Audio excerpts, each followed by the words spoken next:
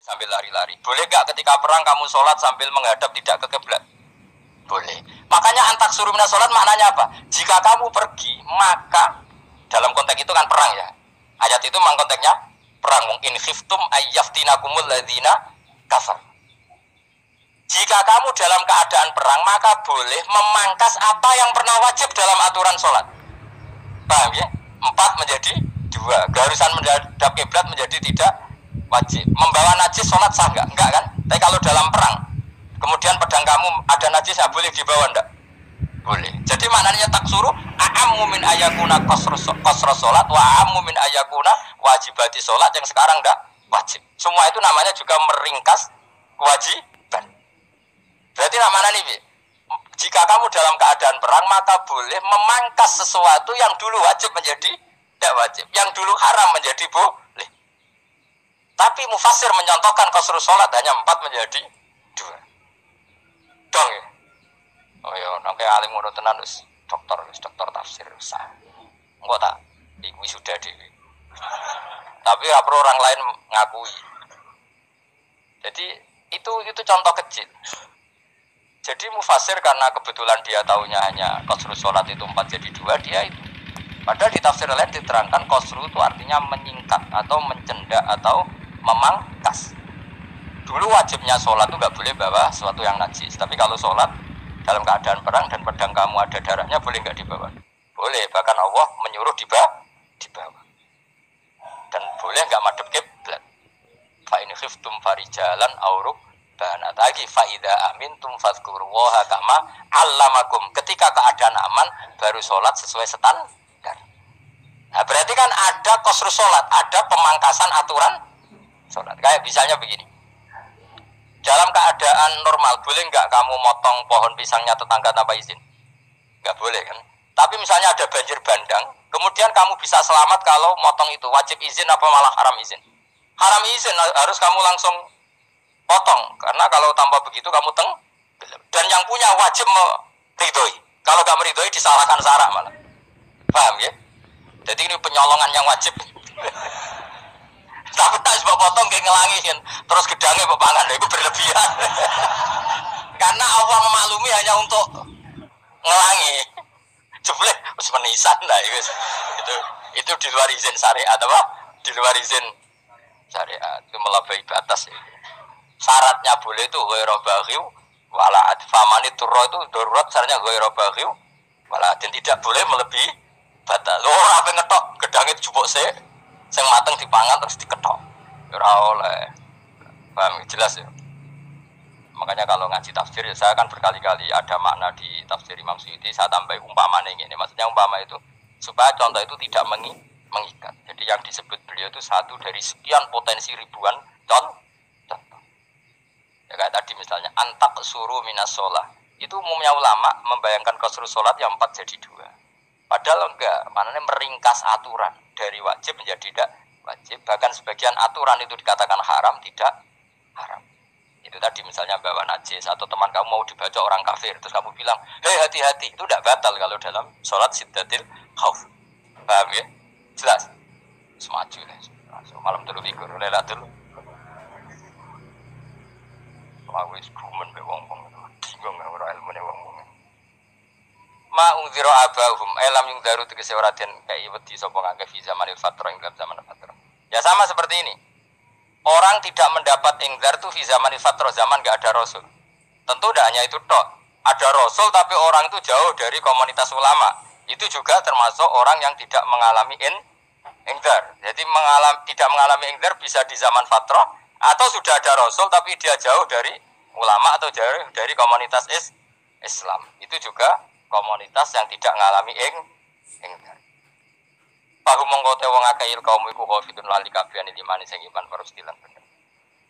Itu contoh paling gampang itu nak dawuh yai mesti bener itu loh.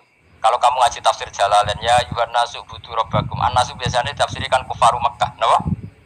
Padahal di situ nas semua manusia apa kafir Mekah? Semua manusia. Cuma konteks dulu karena Nabi orang Mekah dan zaman itu yang diberi peringatan orang Mekah, Imam Suyuti bilang kufaru Mekah. Lah seperti itu kufaru Mekah mengikat apa enggak? Enggak kan? Enggak, karena yang dituruni Quran yo kafatal linnas. Tapi ya nasu di Jalalain sering ditulis apa? Kufar Mekah. Nah, seperti itu tidak mengikat. Itu contoh saja, Pak. Contoh saja dalam konteks zaman itu. Paham ya? Jadi banyak, makanya tafsirnya agak ngikat. Ya, tapi yang ngomong gitu harus orang alim. Kalau kamu yang ngomong malah kacau. Kemudian ngomong sombong, Mas Suti kan manusia, saya juga manusia. Ngapain saya harus ikut? Ya sarap itu. Ora, sombong saraf, no? Sombong saraf. Lakot hakko teman-teman fahum, lakot hakko teman-teman nyata apa alkohol wa potita, wajib berarti wajib mana nyata al aksari. Yang ngata saya wakil wakil bila ada. Lakot hakko teman-teman jadi nyata apa alkohol wa potita anane adab. Wajib berarti wajib apa adab al aksari bila adab fahum mengkote wong akeh layu miru ora iman sapa akeh. Il aksaru dikse utek akeh wong ora iman. Zaman niku ya, maksudnya zaman itu, tapi jemben kebuatan ngerti. Tapi yang mungkin batu Isa itu semua orang iman, tapi ya banyak yang iman itu tidak bermanfaat lagi karena wes apa matahari terbit dari apa barat. Hina la yanfa'u nafsan imanuha lam takun amanat min qabl. Inna catem ning sun ujalna ka ingsun fi anabi. Ing dalam gulu-gulune wong akeh tak gawe akhlalan ing blengku. Biayu doma kabar biantu doma kabar ento dewi kumpulno ilaha maring anak opalai di tangan. Di anal gela karon saat menewil iku yajma'u iso ngumpul apa wil al yada ing tangan kal unuk maring geger maring napa gulu-guri lho jenenge unuk. Wong Arab nak darani kene iku unuk, nak darani kene iku nakher. Ya jare wong Arab, yo kene iki unuk, kene iki nakher. Lah ulun iki tangan didakok teng napa? Napa? Gulu. Napa iki jenenge cidok niku cidok ning guri-guri. Bayam kote tangan ilahi kumas muatun teng kumpulno ilal atqoni maring dagu. Meniki lho jenenge dagu jam udakonin wa ya mustama ulahyan. Kumpule dua dagu atau dua wang nek cumanan. Baru mongko te wong akeh mukmahuna iku dadi bunder sapa wong akeh. Manane rafuna ngangkat wong akeh usaha ing sirahe wong akeh. Lastatiu ora iso mampu sapa wong akeh khodoh ing ngendekno rukus. Mene dhewe maksud wa ada iki mutamsilun bayangan, mutamsil gambaran. Mulane kula gumun be ulama riyen. Tak contohno ya, nek ulama dhisik top wong dhisik nak darani bun rokok digludungno. Wong kafir sok ben digludungno ning neraka. Iku ya pancen ngalim tenan wong dhisik. Mergo gambarane ngene, ora usah praktekno sok ben, praktekno saiki wae. Nak praktekno sok ben kaya sok ben mlebu neraka. Dadi ngeten wong nak lugu ngene, wong Arab nak darani iki ason-ason. Terus ngeten. Ngeten. Niki jenenge apa? Dengkul. Dengkul itu kena dagu, terus tangan kena cidok tadi kan. Jadi wong wis dalam keadaan bunder. Paham ya? Lah mangane malaikat kan nyaduk terus gludung-gludung ngono. Paham ya? Jadi mergo yo napa? Dengkul nemplek dagu, paham ya? Tangan nemplek cidok, terus ditaleni. Paham ya? Terus ya kan gludung no, mangane wong kuno nak dene bunder apa iku? Oke bayangno saiki sok ben ra usah, gak usah mlebu maksudnya, paham ya? Mangane mlayu ora iso, wis posisi ngono, paham ya? Sebenarnya rasa delok, maksudnya itu praktekno saiki. Orang delok. Lah dawuh Imam Suyuti wal muradu te kang den kersane iku annahum sak temne wong akeh la anu nek ora tunduk sapa wong akeh imane maring iman. Wala faduna la ora tunduk sapa wong akeh ora ndilukno ru'usau ing sira wong akeh lagu krana iman. Iki tapi dawuh Imam Suyuti. Tentu tidak semua ulama sependapat. Jadi cara Imam Suyuti semua yang dikatakan Quran ini mutamsil. Artinya mereka tidak tunduk, maknanya tidak menerima iman. Tapi itu cara Imam Suyuti. Ulama lain yang mengatakan tidak, memang orang kafir ketika masuk neraka dalam keadaan seperti itu dan digeludung. Ya tidak apa-apa, sama-sama benar. Ya sama-sama benar karena ya Quran itu milik bersama. Jadi kan banyak kalimat kayak tadi mengkosor sholat, meringkas sholat 4 jadi 2 yang meringkas, paham ya?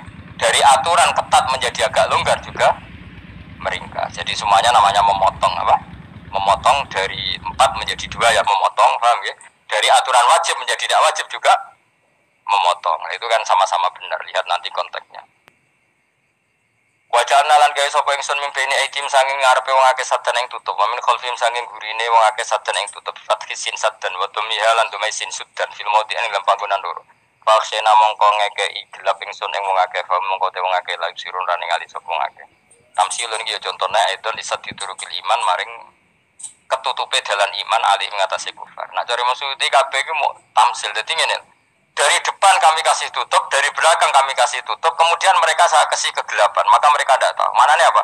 Dari arah depan yang mereka nggak ngerti pentingnya iman, dari arah belakang yang mereka tidak ngerti pentingnya iman, maka mereka buta, artinya tidak iman. Jangan lupa subscribe, like, dan share.